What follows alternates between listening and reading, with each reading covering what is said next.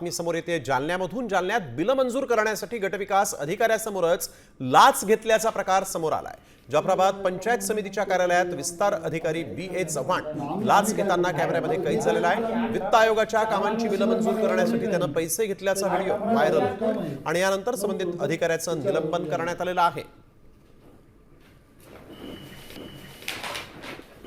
त्यांचं काय काम म्हणून आम्ही तोट्यात आहे, आम्हाला आम्ही काय करू आता जे द्यायचं आम्ही शिल्लक मागायला नाही काय नाही साहेब 9,000 काम आहे 9च होतं की जालन्यातील जाफराबाद पंचायत समिती कार्यालयातील हा मोठा व्हिडिओ आहे आणि गट विकास अधिकाऱ्यासमोरच एका विस्तार अधिकाऱ्यानं पैसे स्वीकारल्याचा या व्हिडिओमध्ये स्पष्ट दिसतंय।